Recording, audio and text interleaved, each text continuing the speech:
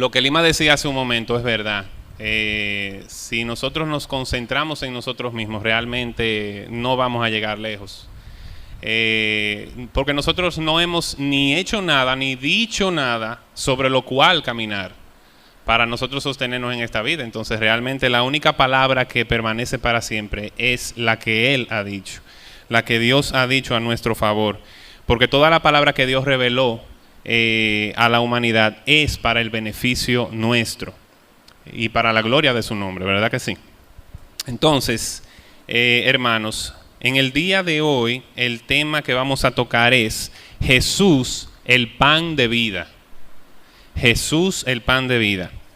Y la cita bíblica está en Juan 6, del 25 al 59. Es un poquito extensa la cita, pero vamos a tocar el tema. Ahora bien, qué bueno.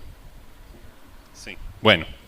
Pero antes de nosotros entrar en el texto bíblico de hoy, tenemos que contextualizar y conocer lo que pasó antes de esta conversación que se da aquí en Juan 6 del 25 al 59 para entender el contexto. Y es el siguiente.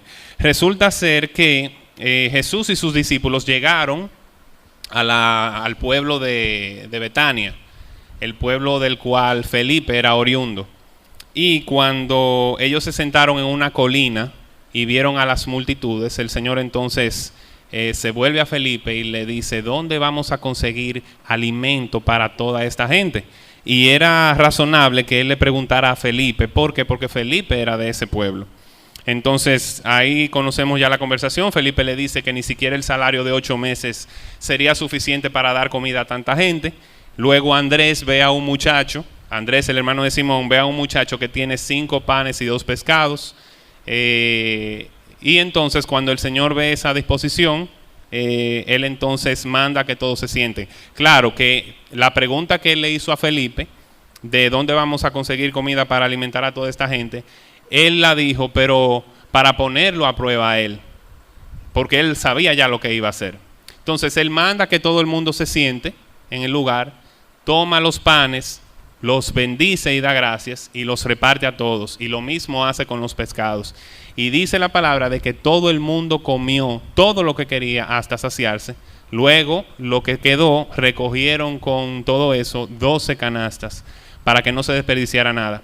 Entonces cuando las multitudes vieron lo que él había hecho, entonces ellos comenzaron a decir: en verdad este es el profeta, el que había de venir al mundo. O sea, ellos por el mismo milagro que ellos hicieron, entonces ellos mismos testificaron: este es el hombre, el que estábamos esperando. Entonces, luego de eso, cae la noche, ¿verdad que sí? Y los discípulos del Señor se suben a la barca sin que los demás se dieran cuenta. Se suben a la barca y comienzan a cruzar el lago hasta rumbo hacia Capernaum. El Señor no se va con ellos, sino que se uniría luego. Y ahí es cuando en la mitad del recorrido de Betania a Capernaum, el Señor se les aparece a ellos caminando sobre el agua. Entonces al amanecer del otro día, todas las multitudes que comieron pan el día anterior ven que los discípulos ni Jesús están ahí en el lugar y comienzan a buscarlo y no saben dónde está. Bueno, de hecho hubo personas que viajaron hasta 15 kilómetros desde Tiberíades hasta Betania buscándolo a él por las cosas que él había hecho. Les atraían esos milagros que el Señor hacía. Entonces cuando ellos supieron que fue para Capernaum, que habían salido sus discípulos y Jesús, entonces ellos se enfilaron para allá. Se montaron en sus barcas y arrancaron para allá. Entonces a partir de ahí, cuando ellos llegaron, es que se desarrolla la conversación del texto bíblico de hoy. Juan 6 del 25 al 59. Dice así: cuando lo encontraron al otro lado del lago, le preguntaron: Rabí, ¿cuándo llegaste acá? Y el Señor les responde: ciertamente les aseguro que ustedes me buscan no porque han visto señales, sino porque comieron pan hasta llenarse. Trabajen, pero no por la comida que es perecedera, sino por la que permanece para vida eterna, la cual les dará el Hijo del Hombre. Sobre este ha puesto Dios el Padre su sello de aprobación. Y ellos le preguntan: ¿qué tenemos que hacer para realizar las obras que Dios exige? Y Jesús les respondió: esta es la obra de Dios, que crean en aquel a quien Él envió. Y ellos preguntan, ¿y qué señal harás para que la veamos y te creamos? ¿Qué puedes hacer? Nuestros antepasados comieron el maná en el desierto, como está escrito, pan del cielo les dio a comer. Y el Señor Jesucristo les afirma diciendo, ciertamente les aseguro que no fue Moisés el que les dio a ustedes el pan del cielo. El que da el verdadero pan del cielo es mi Padre. El pan de Dios es el que baja del cielo y da vida al mundo. Entonces ellos le pidieron, Señor, danos siempre ese pan. Y él declara, yo soy el pan de vida. El que viene a mí nunca pasará hambre, y el que en mí cree nunca más volverá a tener sed. Pero como ya les dije, a pesar de que ustedes me han visto, no creen. Todos los que el Padre me da vendrán a mí, y al que a mí viene no lo rechazo. Porque he bajado del cielo no para hacer mi voluntad, sino la del que me envió. Y esta es la voluntad del que me envió, que yo no pierda nada de lo que él me ha dado, sino que lo resucite en el día final. Porque la voluntad de mi Padre es que todo el que reconozca al Hijo y crea en él, tenga vida eterna, y yo lo resucitaré en el día final. Entonces los judíos comenzaron a murmurar contra él, porque dijo, yo soy el pan que bajó del cielo. Y se decían, ¿acaso no es este Jesús, el hijo de José? ¿No conocemos a su padre y a su madre? ¿Cómo es que sale diciendo, yo bajé del cielo? Y replicó Jesús diciendo, dejen de murmurar. Nadie puede venir a mí si no lo atrae el Padre que me envió, y yo lo resucitaré en el día final. En los profetas es escrito, a todos los instruirá Dios. En efecto, todo el que escucha al Padre y aprende de él, viene a mí. Al Padre nadie lo ha visto, excepto el que viene de Dios. Solo él ha visto al Padre. Ciertamente les aseguro que el que cree tiene vida eterna. Yo soy el pan de vida. Los antepasados de ustedes comieron el maná en el desierto, y sin embargo murieron. Pero este es el pan que baja del cielo. El que come de él no muere. Yo soy el pan vivo que bajó del cielo. Si alguno come de este pan, vivirá para siempre. Este pan es mi carne, que daré para que el mundo viva. Los judíos comenzaron a disputar acaloradamente entre sí. ¿Cómo puede éste darnos a comer su carne? Entonces Jesús afirmó diciendo, ciertamente les aseguro que si no comen la carne del Hijo del Hombre ni beben su sangre, no tienen realmente vida. El que come mi carne y bebe mi sangre tiene vida eterna, y yo lo resucitaré en el día final. Porque mi carne es verdadera comida y mi sangre es verdadera bebida. El que come mi carne y bebe mi sangre permanece en mí y yo en él. Así como me envió el Padre viviente y yo por el Padre vivo, también el que come de mí vivirá por mí. Este es el pan que bajó del cielo. Los antepasados de ustedes comieron maná y murieron, pero el que come de este pan vivirá para siempre. Todo esto lo dijo Jesús mientras enseñaba en la sinagoga de Capernaum.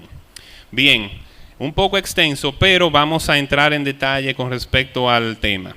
Entonces, lo primero que podemos observar de esta conversación que se da entre ellos es que el Señor confronta los corazones de los que lo andan buscando. Los confronta ¿por qué? Porque les señala la verdad, la razón por la cual ellos le estaban buscando a Él. Y era simplemente porque vieron que multiplicó panes y ellos comieron hasta llenarse. Él mismo les dice, ustedes no me están buscando a mí, sino solamente porque comieron hasta saciarse. Ahora, tenemos que entender que el Señor tiene esa autoridad de descubrir los motivos de nuestros corazones. Pero resulta ser que miren por ejemplo cómo el Señor los confronta de esta manera, porque en el 6:14 dice que ellos cuando vieron que multiplicaron los panes, ellos dijeron, este es el profeta, el que había que de venir. Pero el Señor mismo le dice ahí que no, ellos no le estaban buscando a Él por lo que ha dicho o por quién era Él, sino porque se llenaron, se saciaron. Realmente sus motivos eran egoístas. Pero asimismo, como el Señor confronta sus corazones y los descubre en su error, o por lo menos en sus deseos egoístas, Él también es misericordioso. ¿Por qué?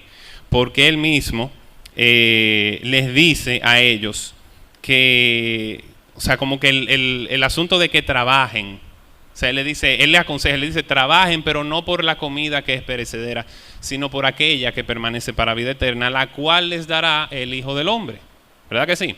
Entonces, cuando Él dice que no trabajen por la comida que es perecedera, esto no significa una prohibición literal a uno buscar el sustento para el cuerpo, buscar el sustento de la vida. Porque realmente en Génesis nosotros vemos que el Señor, por causa de la caída, dice que con el sudor de tu frente te alimentarás. Además, la misma palabra del Señor nos enseña que el ocio es pecado. Estar ociosos, estar vagos, no dar un golpe para usted sostener a su familia, ni siquiera para sostenerse a usted mismo. Eso es pecado. Y también vemos el ejemplo del apóstol Pablo en 1 de Tesalonicenses 2, cuando él mismo aconseja, bueno, el que no quiera trabajar que tampoco coma. Y Pablo mismo era un ejemplo de trabajo arduo para sostenerse en sus necesidades, porque Pablo era fabricante de tiendas de campaña. Entonces lo podemos ver ahí. Cuando entonces él dice que trabajen no por la comida perecedera, sino por la que permanece para vida eterna, él se refiere a una dedicación y a un afán diligente, perseverante y primario para procurar ese alimento, que es Él que lo va a dar. Es Él que lo va a dar. Entonces no debe ser como los paganos, como nos habla el Señor en Mateo 6, que dicen, no se preocupen por lo que van a comer, no se preocupen por lo que necesitan para vestirse, porque realmente Él va a suplir esas necesidades. Y eso no es lo más importante, porque todo eso es perecedero. Entonces Él nos dice, afánense más bien por conocer aquella comida que permanece para vida eterna. Esa es la que hay que buscar diligentemente, con corazón dispuesto, sabiendo que permanece para siempre. Entonces, ¿cómo ellos podían confiar en que Él sería el indicado para proveerles ese pan? Bueno, Él mismo dice que sobre Él Dios ha puesto su sello de aprobación. Entonces, ¿cuáles son los sellos de aprobación que nosotros vemos del Señor Jesucristo?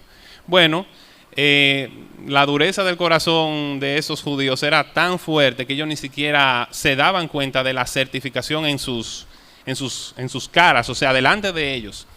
¿Por qué razón? Porque ¿cómo Dios certifica que el Hijo es el verdadero, el que había de venir? Bueno, señales y prodigios. La voz del Padre en el río Jordán cuando Juan lo bautiza, que se oye una voz del cielo que dice, y no solamente que se oye una voz del cielo, sino que el mismo Espíritu desciende sobre él y permanece sobre él. Y la voz del Padre dice, este es mi Hijo amado en quien tengo complacencia. Esa es una certificación, ese es un sello de aprobación del Padre. Y también lo vemos, aunque no había sucedido en este contexto todavía, nosotros vemos que el Padre lo certifica una vez más en Juan 8 y lo certifica otra vez más en el monte de la transfiguración, cuando desciende la gloria de Dios y los envuelve en la nube y una luz resplandeciente que no se puede ver, y escuchan una voz que dicen, este es mi Hijo amado, escúchenlo, a Él oíd, a Él oíd. Entonces esa es la certificación que el Padre da del Hijo, de que Él es el que daría el pan para vida eterna. Entonces, obviamente, ellos entonces tienen el malentendido. Dice, cuando el Señor les dice trabajen, los judíos entendieron que se refería a hacer obras.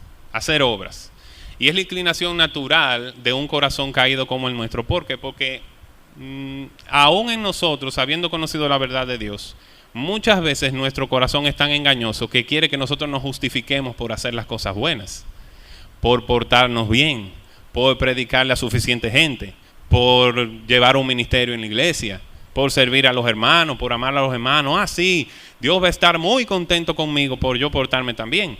Eso es una inclinación natural. Pero bueno es que la palabra aterrice nuestra conciencia a la realidad. Entonces no es por hacer muchas obras. Porque ellos preguntan en el verso 28, ¿y qué tenemos que hacer para realizar las obras que Dios exige?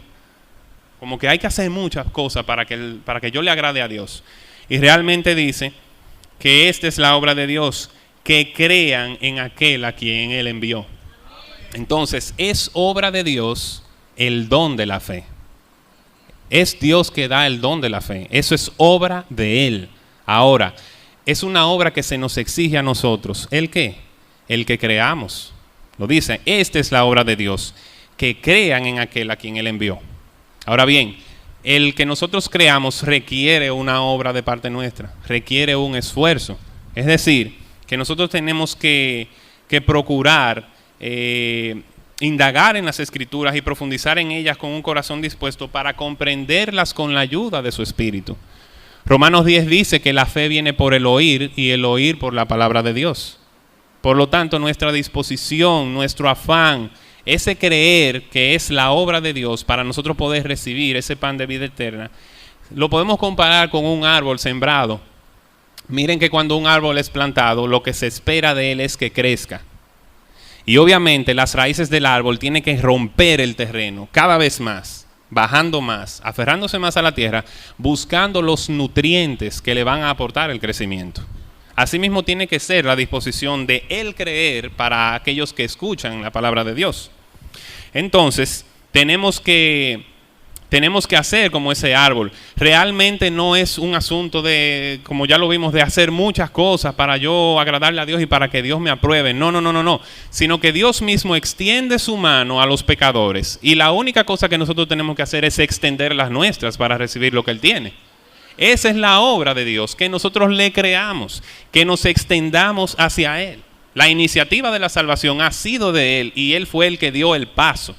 Pero Él nos invita a que nos acerquemos. Acérquense pues a Dios. Ahora bien, no era suficiente las señales que el Señor ya había hecho con los milagros, la sanación de los enfermos, resucitar muertos, multiplicar panes, caminar sobre el agua. No era suficiente. La dureza de ellos llega más allá. Y nos damos cuenta una vez más de que realmente no habían creído. No habían creído. ¿Por qué? Porque ellos les dicen, ¿qué señal vas a hacer para que le veamos y te creamos? ¿Qué tú puedes hacer? O sea, es duro el corazón de las personas. Entonces, los judíos dicen luego en el verso 31, dicen, bueno, te vamos a mostrar una señal para que nosotros la veamos y te creamos, porque para ellos Moisés era su gran profeta, su gran legislador. Entonces ellos le dicen, nuestros antepasados comieron el maná en el desierto, como está escrito, pan del cielo les dio a comer. Entonces ellos le exigen señales a Jesucristo. Y ellos, para compararlo, como para exigirle a Él, muéstranos una señal para que te creamos, ellos mismos le citan un evento que se dio, pero estaba mal enfocado. Y vamos a ver cuál fue el error del enfoque. Miren, la razón por la cual ellos estaban equivocados en referirse al evento del maná en el desierto es porque, número uno, no fue Moisés el que les dio el maná, sino que fue Dios mismo. Dios mismo le había dicho a Moisés, porque Moisés era el intermediario entre Dios y el pueblo. Dios le dijo a Moisés, mira, cada mañana, cuando ustedes vean el suelo cubierto de rocío, cuando el rocío se despeje, ustedes van a ver ahí maná. Van a ver un pan que yo les dejaré para que se alimenten. Y ese pan parecía como escarcha. Y era un pan fino. Pero era el pan que tenía los suficientes nutrientes. Dice incluso que sabía a tortas con miel. Miren qué detalle tiene el Señor para con su pueblo. Que les da algo que es gustoso. Y que puede llenar nuestras necesidades. El Señor dispuso eso fue precisamente porque Él sabía que era lo que necesitaban. Ahora bien, ese fue el primer error, que ellos decían, fue Moisés que nos dio pan del cielo. Pero no fue Moisés, sino que fue Dios. Entonces, el segundo error era que ellos estaban citando a Moisés cuando Moisés mismo había profetizado acerca de Cristo. En Deuteronomio 18:15, Moisés le dijo al pueblo, el Señor levantará a un profeta de entre su pueblo, un profeta como yo, a él deben escuchar. Pero entonces ellos no le estaban haciendo caso. No le estaban haciendo caso en este momento. Ese era el segundo error. El tercer error de su enfoque era citar el maná. ¿Por qué era un error? Bueno, porque el maná era una comida perecedera. El maná solamente tenía vigencia para un día. Y aún habiendo recibido la instrucción de Dios de que solamente recogieran raciones para un día, hubo personas que inmediatamente fue dada esa instrucción, guardaron pan más de la cuenta. ¿Y qué pasó al otro día? El pan se llenó de gusanos y aún apestaba.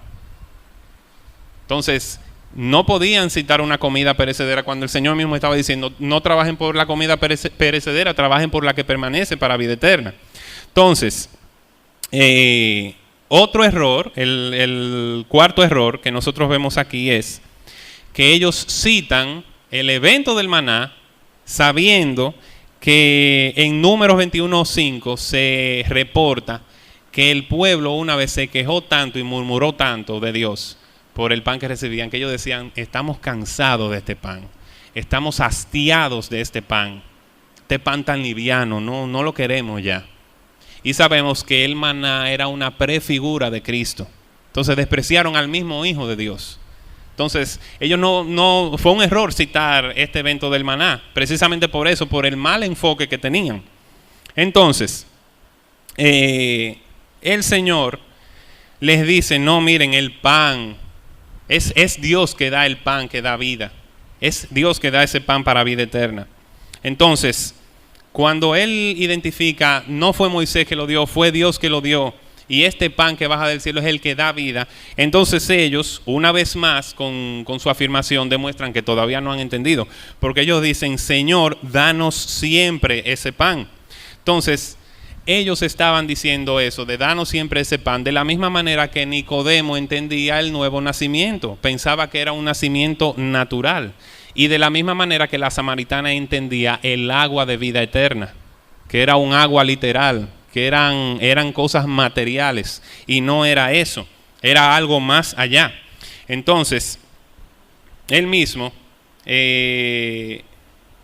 afirma luego lo que vamos a ver ahora, pero realmente el enfoque de Nicodemo, el enfoque de la samaritana, el enfoque de los judíos que estaban teniendo esta conversación con Jesús era totalmente errado, porque realmente no hay nada material, no hay ninguna cosa material que satisfaga plenamente al ser humano, porque el ser humano no solamente es materia. Nosotros somos, recuerden, somos un alma dentro de este cuerpo, y por medio de este cuerpo podemos tener contacto con toda la creación de Dios para disfrutarla. Entonces, Cristo mismo se identifica y dice, yo soy el pan de vida. Entonces Él dice, el que viene a mí nunca pasará hambre, y el que en mí cree nunca más volverá a tener sed. Entonces, la plenitud de nuestra existencia reside en Él. Reside en Él. Ustedes ven que este mundo nos vende tantas cosas, y este mundo da una esperanza tan falsa a aquellos que viven alejados del Señor. ¿Qué es lo que se está viendo hoy en día? Miren por ejemplo, cuando él se refería a que no trabajásemos por la comida que es perecedera, es que nada de lo de este mundo durará, eso lo sabemos. Pero ¿qué es lo que el mundo nos vende hoy en día y nos ataca de tal manera? Miren, ten el mejor carro, ten la mejor casa, como si eso fuera a permanecer para siempre, como si yo fuera a vivir en esa casa para siempre, o como si el carro nunca se me va a dañar, o si no viniera un terremoto y me derrumbara la casa. Es que esas cosas no son, pero realmente este mundo anda tras estas cosas. Y cuando ustedes ven que tienen eso, lo que quieren es más, y no se sacian, y quieren más, y no se sacian, y no se sacian. Hay incluso grandes empresarios que viven de los retos que ellos mismos se ponen. Cuando alcanzan cierto nivel de éxito y se ven con tanto dinero, lo que quieren es invertirlos para verlo crecer, para no quedarse estáticos. O sea, no pueden estar tranquilos, no pueden estar satisfechos. Lo que andan es buscando más, buscando más, buscando más.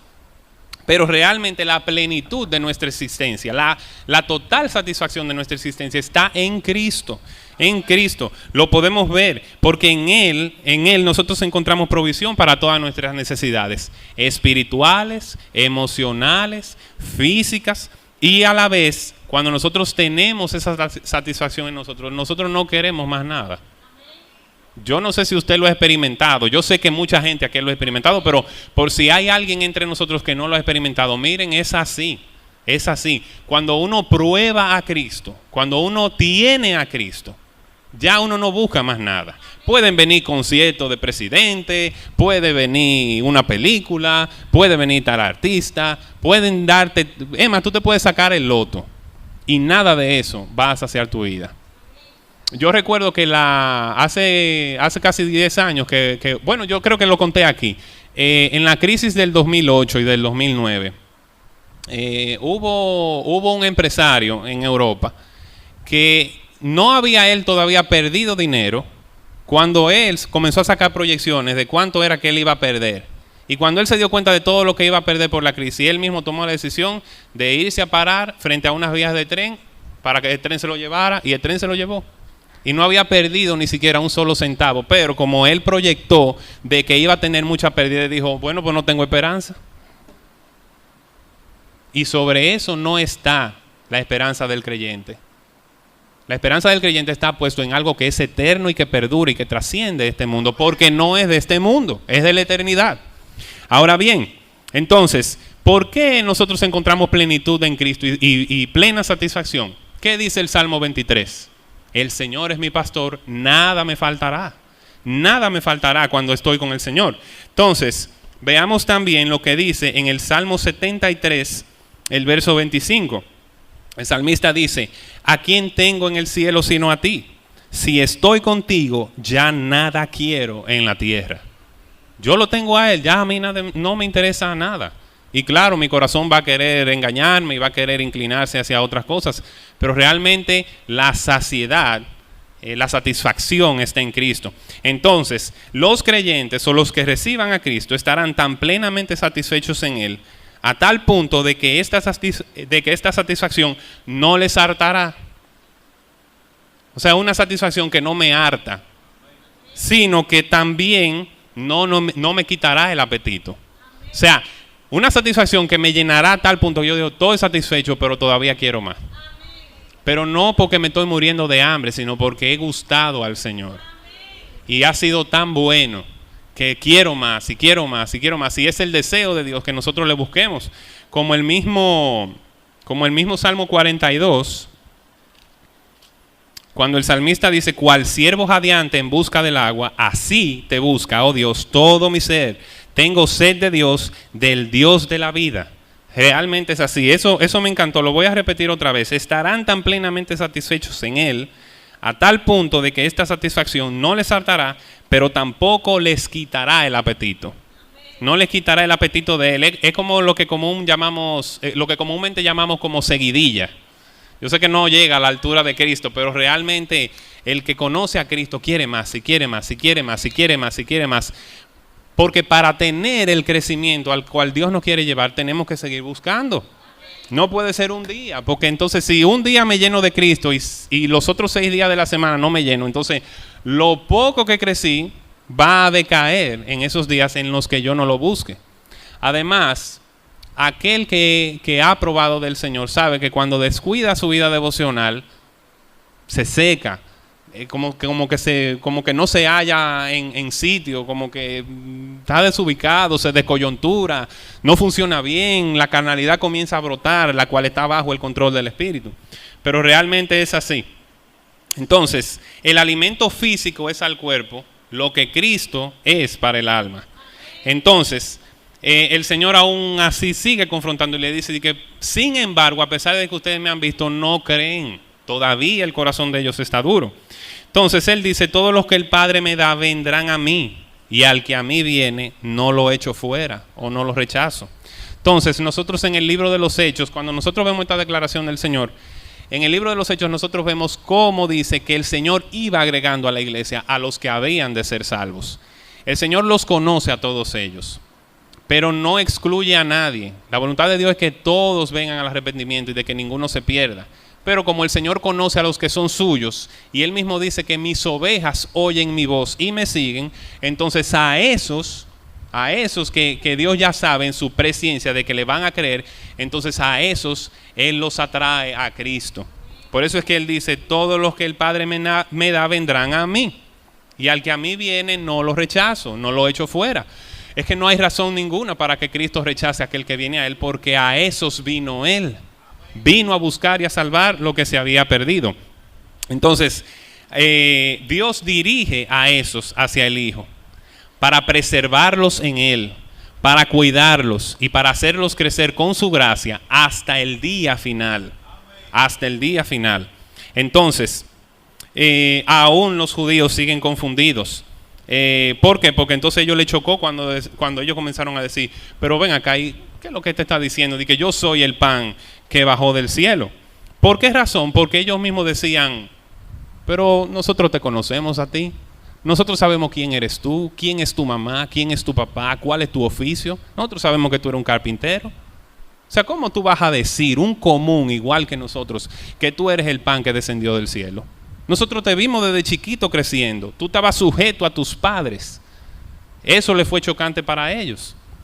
Pero cuando nosotros vemos esta reacción de los judíos diciendo, pero ¿cómo tú vas a decir eso? Y que tú eres el pan que bajó del cielo. Ahí se está cumpliendo una profecía de Isaías 53. En el verso 2, Isaías 53 dice, creció como vástago tierno, como raíz de tierra seca. No había en él belleza ni majestad alguna. Su aspecto no era atractivo y nada en su apariencia lo hacía deseable. O sea, por eso era que Jesucristo pasaba desapercibido, sino hasta que comenzó su ministerio terrenal. O sea, era como que vivía de incógnito. Era otro más. Está con su mamá y con su papá. Come, bebe, duerme, se cansa, juega, ejerce un oficio de carpintero. Por eso era que él pasaba desapercibido, por eso era que a ellos le chocaba. Y por eso era que en muchas ocasiones los sacerdotes, los maestros de la ley se escandalizaban cuando él mismo se autodeclaraba Dios. Pero es por eso. O sea, soy el pan de vida que descendió del cielo. Y ellos, tú eres lo que era un hombre común. Pero el Señor obviamente le sigue aclarando. Pero era necesario que esta situación se diera para manifestar la dureza del corazón de ellos. Ahora bien, Dios no deja al ser humano sin su instrucción. Él mismo dice, a todos instruirá Dios. Él mismo dice, en los profetas está escrito, a todos los instruirá Dios. En efecto, todo el que escucha al Padre y aprende de Él, viene a mí. Todos los profetas. La instrucción que dan es de que viene un Mesías, viene un Salvador.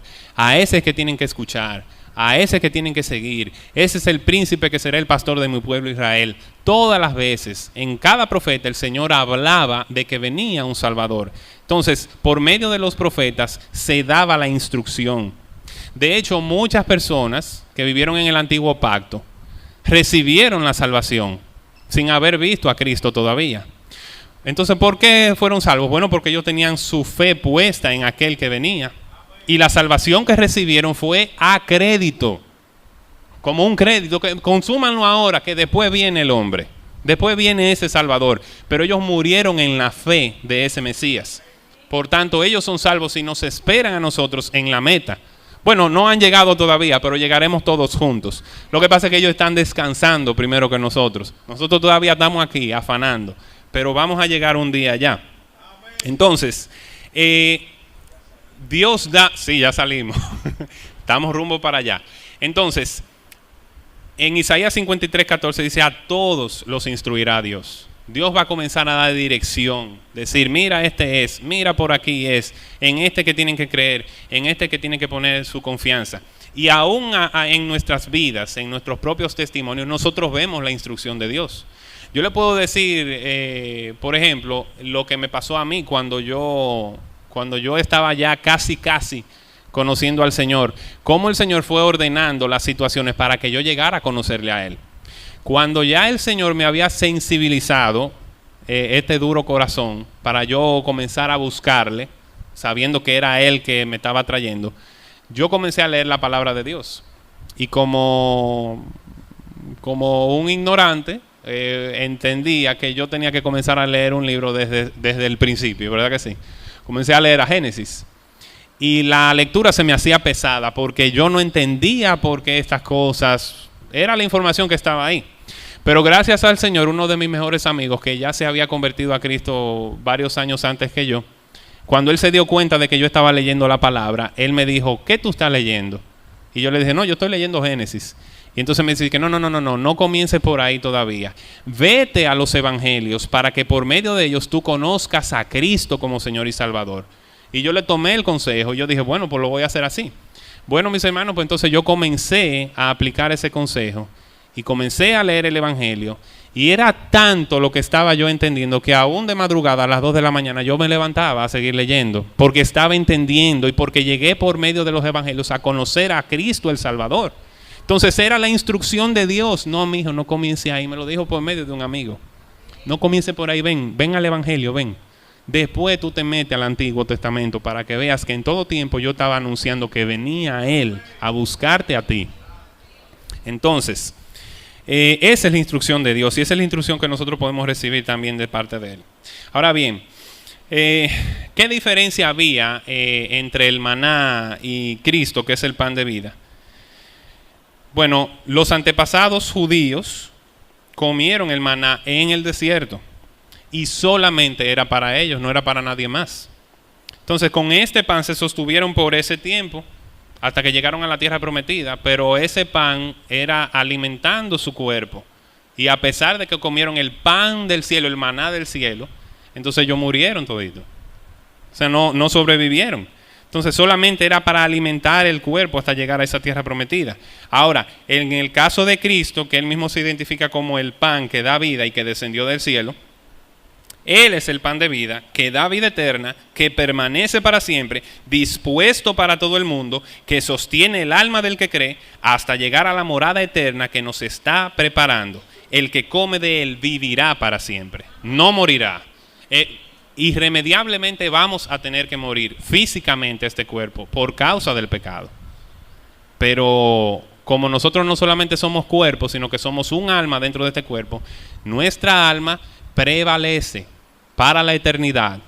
Ahora bien, lo que Cristo quiere es llevarnos a la eternidad con Él y evitar que nosotros vayamos a una eternidad de condenación donde nosotros vamos a sufrir las consecuencias eternas de nuestro pecado. Eso es lo que Él quiere evitar. Entonces, Él mismo dice que su carne es verdadera comida y su sangre es verdadera bebida. Este pan es mi carne que daré para que el mundo viva.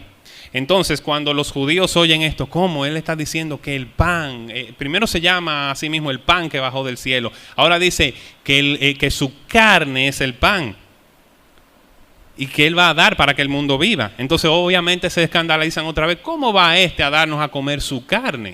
O sea, realmente eso es algo repugnante.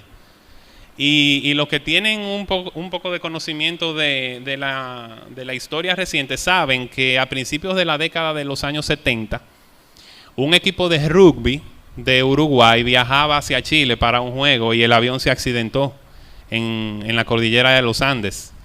Y obviamente lo que ellos tenían, los que sobrevivieron al principio, lo que tenían eran vino, chocolates, cositas pequeñas que había que racionarlas entre tanta gente.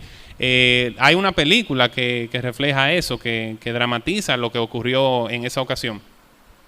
Y realmente era increíble ver que ellos comían un pedacito de chocolate y tomaban una tapita de vino. Sobrevivir por mucho tiempo con esa poca cosa era imposible. Entonces ellos se vieron lamentablemente en la decisión, de tomar la decisión de comenzar a comerse los cuerpos de los que habían fallecido ya. O sea, eso fue una decisión muy difícil. Obviamente la nieve preservaba los cuerpos un poco, pero ellos tuvieron que comenzar a comerse los cuerpos de los que habían muerto. Imagínense entonces el escándalo de estos judíos. ¿Cómo va a darnos a comer su carne? O sea, y mucho menos beber su sangre, que luego se lo dice, cuando la misma palabra de Dios prohíbe la ingesta de sangre, porque la sangre representa la vida del ser. Ahí está la vida del ser y debe ser algo muy respetado. Es algo que Dios terminantemente prohíbe en su palabra. Entonces, a pesar de que ellos se escandalizan por eso, Cristo reitera una vez más que si no comen su sangre ni beben, si no comen su carne ni beben su sangre, no tienen realmente vida. Porque comiendo su carne y bebiendo su sangre tendremos vida eterna y garantía de resurrección para esa vida en el día final. Porque su carne es verdadera comida y su sangre es verdadera bebida. Ahora, ¿qué significa comer su carne? ¿Y qué significa beber su sangre? Entonces, para entender esto tenemos que ver qué significa su carne y qué significa su sangre. Su carne y su sangre representan los sufrimientos que padecería y el derramamiento de su vida en su muerte sacrificial en la cruz por los pecados de la humanidad. Dios le dio a Cristo un cuerpo para que eventualmente ese cuerpo tuviera que ser molido a golpes, recibiendo el castigo de nuestra iniquidad. ¿Por qué razón? Porque es que en él se tenía que cumplir la justicia de Dios para nuestro favor. Lo vamos a ver ahora, en un momento. Entonces, cuando él dice, si no comen su carne y beben su sangre, no tienen vida. No se refiere ni siquiera a la Santa Cena que nosotros una vez al mes celebramos aquí. ¿Por qué? Porque el pan que comemos y el jugo de uvas que tomamos son símbolos de esa muerte que él experimentó en la cruz, como el sacrificio perfecto por los pecados. Mucho menos es como lo interpreta también la iglesia romana, la iglesia católica, que lo ve como el rito de la transubstanciación, cuando ellos alegan de que el pan o la hostia se convierte en el cuerpo literal de Cristo y el vino se convierte en la sangre literal de Cristo. Y no es así. No es así, esos son símbolos. Comer su carne y beber su sangre no se refiere a esos ritos, no se refieren a esas ceremonias. Entonces, ¿cómo entender esto de comer su carne y beber su sangre? Lo podemos entender de esta manera. Todo alimento físico que nosotros ingerimos entra a nuestro cuerpo y sus nutrientes llegan a formar parte de nuestro cuerpo para sostenerlo. Por lo tanto, comer la carne y beber la sangre del Hijo de Dios significa creer que sus sufrimientos, es decir, su carne, y su muerte sacrificial, es decir, su sangre, eran necesarios para satisfacer la justicia de Dios a nuestro favor. Y creer en esta entrega de Cristo por los pecadores, llegamos a tener unión con Él y tendremos vida en Él para sustentar nuestra alma. Vamos a repetir esta parte otra vez. Al creer en esta entrega de Cristo por los pecadores, llegamos a tener unión con Él. ¿Cómo lo podemos ver? Veamos entonces en Juan 6, el verso 56, que dice así. El verso 56, voy a repetir otra vez, dice, y al creer en esta entrega de Cristo por los pecadores, llegamos a tener unión con Él. El verso 56 dice, el que come mi carne y bebe mi sangre permanece en mí y yo en él. Es el creer. Y dice luego, y tendremos vida en él para sustentar nuestra alma. Y el verso 57 dice, así como me envió el Padre viviente y yo vivo por el Padre, también el que come de mí vivirá por mí. Así como yo como el alimento para sustentar mi cuerpo y los nutrientes llegan a formar parte de mi cuerpo y me dan lo necesario para sostenerlo, el creer en Cristo es como comérselo a Él. Y de la única manera que Él puede formar parte de mi ser, en el sentido de que mi ser será su morada, la morada de su espíritu, es creyendo. Y cuando Él viene a morar en el que ha creído, Él permanece ahí y lo sostiene por toda la vida y lo sustentará y le proveerá de todo alimento y estará saciado, pero querrá más. Todo esto va a ser hasta el día final. Esa es la garantía que Cristo nos da. Él es el pan de vida. Él es el pan de vida que descendió del cielo. Comer su carne y beber su sangre nos darán la vida eterna, que es el creer en Él, creer en lo que ha dicho, creer en su sacrificio, creer en la entrega que hizo como el plan de Dios para la salvación de la humanidad. ¿Cómo podemos nosotros aprender de esta lección? Lo primero es que si vemos que Dios nos ha descubierto en nuestros deseos egoístas o en nuestras motivaciones egoístas, no perder la fe, sino esperar su instrucción, sabiendo que Él tiene misericordia para con todos nosotros, no queriendo que nadie se pierda, sino que todos vengan al arrepentimiento. Que todos vengamos al arrepentimiento.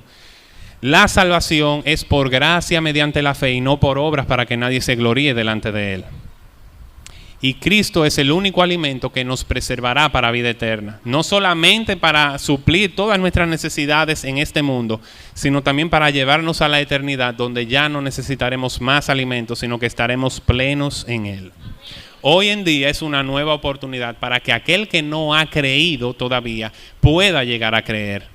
Dios nos da todas las herramientas para que lleguemos a creer. Toda la revelación de su palabra está dispuesta para ti y para mí, para que le conozcamos mejor todos los días. Tú puedes haber estado viniendo mucho tiempo aquí Y así mismo como entras, así mismo sales. Pero Dios quiere obrar un cambio en tu vida. Dios quiere ver en ti arrepentimiento de pecados y fe en el Salvador. Esa es la oferta de Dios para vida eterna. Hoy en día Él te presenta una vez más esta oportunidad. Y si ya has creído en Él, si ya has puesto tu fe en Él y has sido salvado por Él, entonces sostente con la palabra de Dios. Cristo es la provisión para ti y para mí en esta vida nueva que Él nos ha dado. Dios le bendiga.